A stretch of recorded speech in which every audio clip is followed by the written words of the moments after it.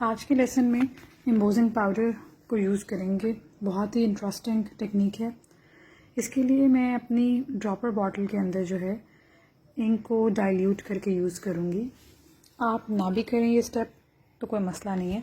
मैं इसलिए डाइल्यूट कर रही हूँ क्योंकि मुझे अपना जो बैकग्राउंड कलर है वो बहुत ही डल चाहिए। I don't want my background to be of dark tone. तो मैं इसके लिए अपनी ड्रॉपर बॉटल के अंदर जो है मैंने अल्कोहल को ऐड किया and just a few drops of ink to it.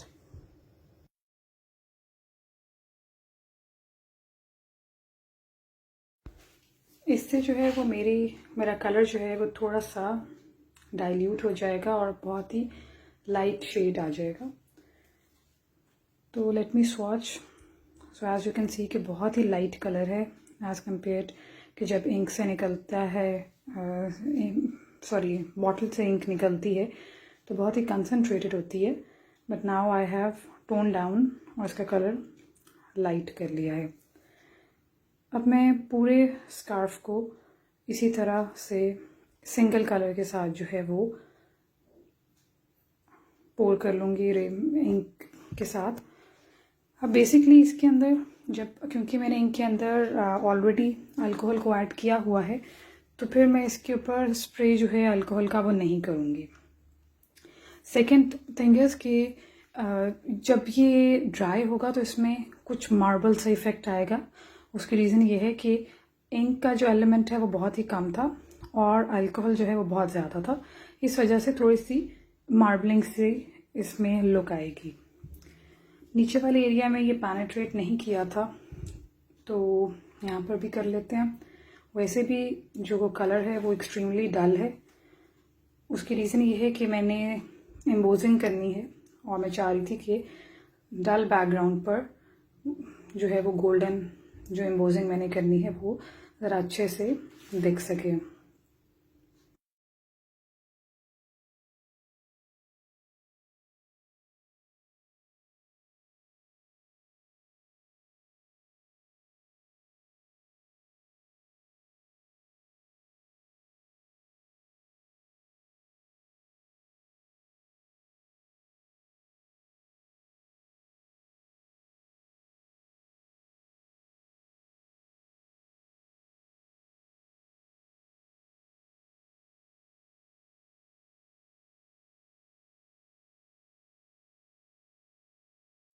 मेरा पूरा जो स्कार्फ है दैट इज़ इक्वली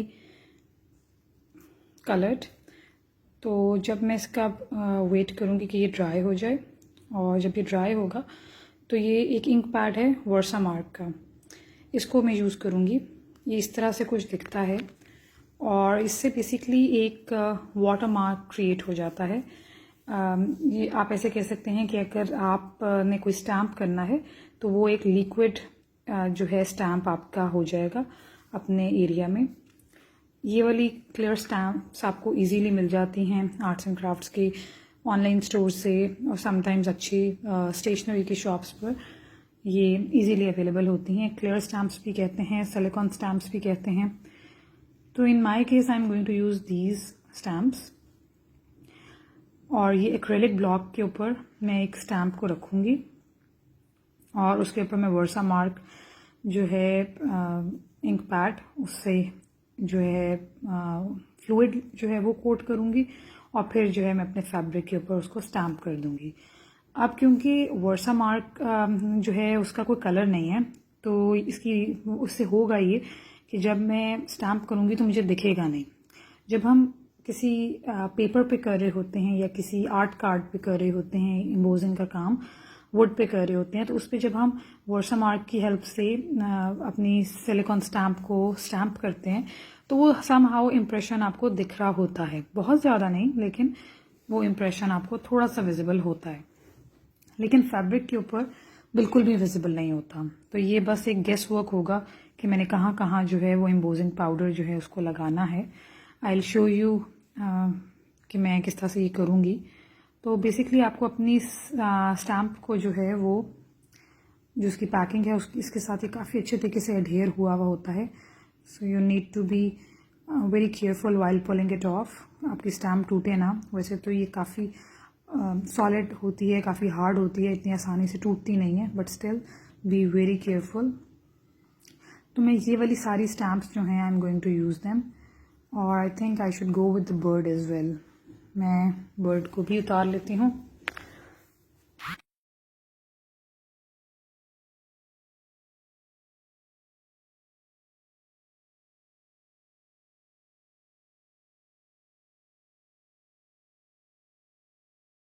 फैब्रिक जो है वो मेरा अच्छे से ड्राई हो गया है, और ये मैं एम्बोजिंग पाउडर यूज़ कर रही हूँ।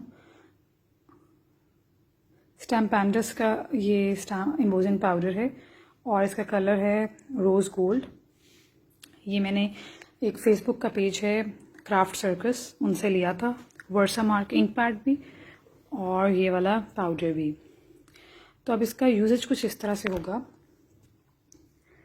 कि मैं सबसे पहले जो है अपनी उस कॉर्नर को, उस एंड को देख लूँगी जहाँ पर मुझे लगाना है अपना stamp. So this is the overall effect and texture of my scarf. अब जो है मैं अपनी स्टैम्प को एक्रेलिक ब्लॉक पे फिक्स करूँगी। दोनों जो है ये फिक्स हो जाते हैं अच्छे से, और स्टैम्प पैड को जो है वो मैं उसके सब कंटोर्स के ऊपर जो है डैब करूँगी। बहुत जनरसली डैब करें ताकि कोई भी एरिया रह ना जाए। इस स्टैम्प पैड का जो है रीफ़िल भी मिल जाता है, तो अगर आपका ये ख़त्म हो जाता है तो आपको नया स्टैम्प पैड लेने के बजाय इसका एक रीफ़िल होता है, उससे इसके ऊपर आप वो रीफ़िल पोर करेंगे तो ये आपका स्टैम्प पैड चलने लगेगा। थोड़ी सी देर के लिए आपने पुश करके रखना है अपने एक्रेलिक ब्लॉक को, ताकि एक इम्प्रेशन आपके फैब्रिक पे आ जाए। Now as you can see कि ये बिल्कुल भी विजिबल नहीं है, बट कीप गोइंग, और अपने गेस के साथ जो है कीप स्टैम्पिंग, लेकिन मेक श्योर कि आपने ओवरलैपिंग नहीं करनी है। एक ही स्टैम्प को 2 दफ़ा एक दूसरे के ऊपर स्टैम्प कर दिया तो फिर थोड़ा प्रॉब्लम हो जाएगा। तो इसलिए जब आपको लगे कि अब आपको बिल्कुल आइडिया नहीं है कि लास्ट टाइम आपने कहाँ स्टैम्प किया था, तो इन दैट केस आप एम्बोजिंग पाउडर को उस पर लगा के हीट गन से मेल्ट कर लें अपना पाउडर। अभी फ़िलहाल मुझे आइडिया है कि मैंने सिर्फ 2 ही दफ़ा स्टैम्प किया है, तो इसलिए मुझे आइडिया है कि फ़िलहाल ओवरलैपिंग का कोई चांस नहीं है। तो अभी मैं एम्बोजिंग पाउडर को नहीं यूज़ करती, and I will just keep stamping it on my fabric.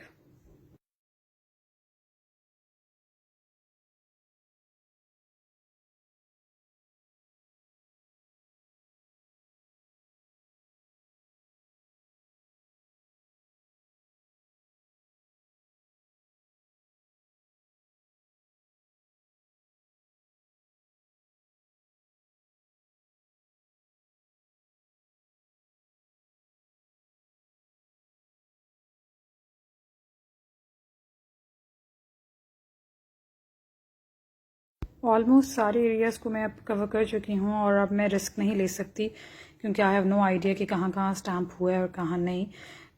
मैंने रफली जो है वो कुछ कुछ डिस्टेंस पे कर लिया था, बट नाउ इट्स टाइम कि मैं जो हूँ एम्बोजिंग पाउडर को यूज़ करूँ। तो मैंने एक हार्ड कार्ड जो है अपने फैब्रिक के नीचे रखा है, और अब मैं इस पर जनरसली जो है वो पाउडर को स्प्रिंकल करूँगी। जहाँ जहाँ पर भी वाटर मार्क होगा वो इस पाउडर को पकड़ लेगा, रिमेनिंग एरिया जो है वहाँ से ये इजीली उतर जाएगा। तो आप देखें ये बर्ड्स जो हैं ये कितना विजिबल हैं, जो इन्होंने जहाँ पे वाटर मार्क था तो इन्होंने पाउडर को अपने साथ एब्जॉर्ब कर लिया, स्टिक कर लिया। और अब मैं इसी पाउडर को लेके आगे चलती जाऊँगी। ये स्वान देख लें आप, यहाँ पर भी ये पाउडर लग गया है, and I'll keep moving.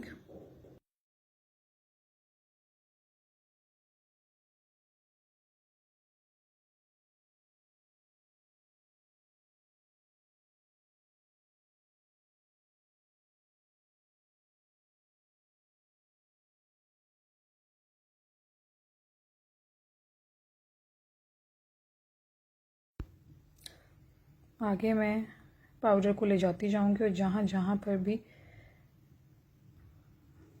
होगा वाटर मार्क वो पकड़ लेगा उसको।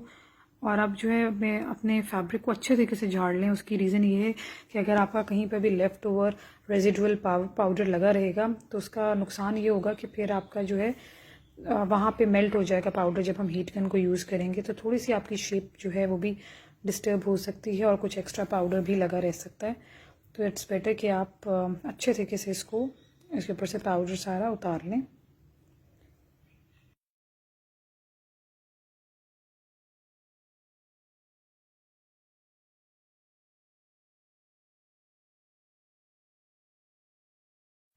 ये जो पाउडर है ये आपका वेस्ट नहीं हुआ। इसको हार्ड कार्ड पे मैंने इसीलिए रखा था ताकि मैं इसको वापस अपनी बॉटल में डाल सकूं। तो जो रिमेनिंग पाउडर है उसको मैं वापस बॉटल में डाल के then I will show you how to use heat gun. या तो आप एम्बोजिंग टूल ले सकते हैं, वो भी एक हीट गन की टाइप होती है।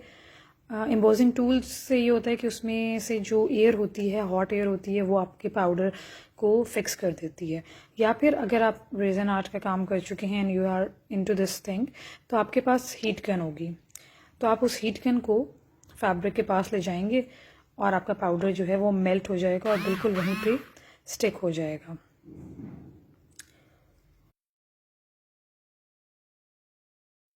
सो नाउ यू कैन सी के बर्ड्स जो हैं उन पर पाउडर लगा हुआ आपको दिख रहा है।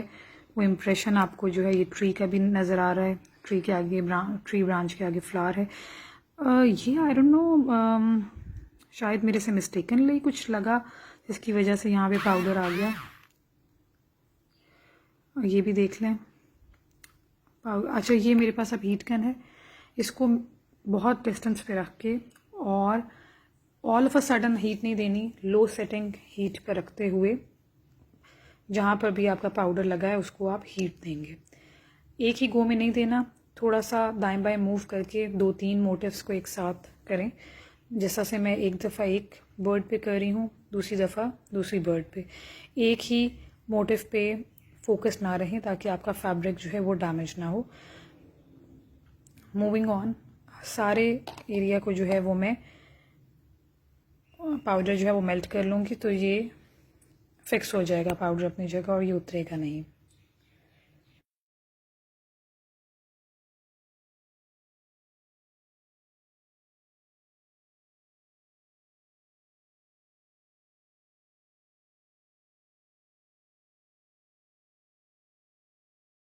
एम्बोजिंग पाउडर जो है वो आपको डिफरेंट कलर्स में मिल जाता है। मैंने रोज़ गोल्ड लिया था क्योंकि आई बिलीव कि ये हर तरह की सरफेस पे हर तरह के बैकग्राउंड कलर पे गोल्ड जो है, रोज़ गोल्ड कलर जो है ये बहुत अच्छा लगता है। तो मैंने एक न्यूट्रल कलर लिया था। आप कोई भी अवेलेबल कलर या जो भी आपकी प्रेफरेंस है आप ले सकते हैं। इस ब्रांड में बहुत सारे कलर्स आते हैं और ये क्योंकि इम्पोर्टेड है तो इतनी आसानी से मिलता भी नहीं है। But you have to keep an eye on some pages जिनके पास ये स्टॉक होता है, तो आप जब भी वो उनके पास इन स्टॉक हो then you can order it. So now this whole process is done. अब मैं आपको दिखाती हूँ कि कुछ कुछ एरियाज़ लेफ़्ट ओवर रह गए थे, तो इसलिए जो है मैं उन एरियाज़ को भी फिल अप कर लेती हूँ बाय स्टैम्पिंग, क्योंकि अब मुझे आइडिया हो गया है कि कौन से एरियाज़ हैं। तो ये जो एम्बोजिंग का काम है ये 2-4 लेयर्स में आपको करना चाहिए ताकि आप श्योर हों कि जहाँ पे आप स्टैम्प कर रहे हैं वहाँ पर जो है कोई ऐसी ओवरलैपिंग का चांस नहीं है। तो अब क्योंकि मैंने बाकी एम्बोज कर लिया है तो I will be adding some more stamps in the leftover areas.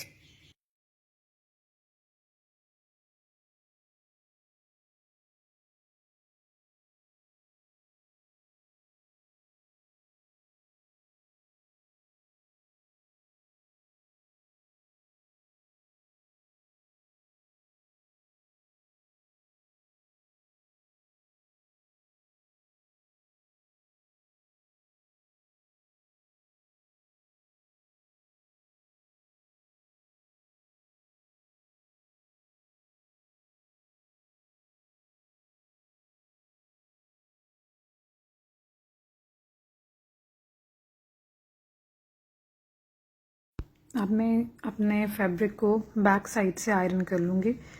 बाकी सब टेक्निक्स में ये होता था कि हम फ्रंट या बैक दोनों साइड जिस मर्जी साइड से कर सकते थे, लेकिन when you are using embossing powder तो always iron from the back side, ताकि आपका पाउडर जो है वो ख़राब ना हो।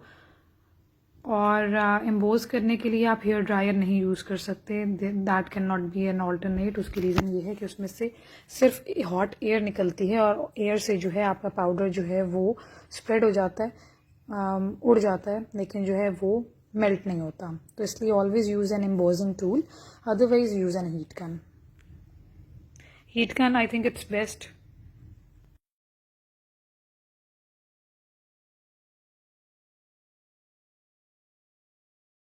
Now let me show you how does it looks like। Camera जो है वो कैप्चर नहीं कर सक रहा, so I am going to show you a close up कि ये जो स्टैम्प्स हैं ये किस तरह से दिख रही हैं। एक शाइन, एक शीन है इसके अंदर, बहुत ही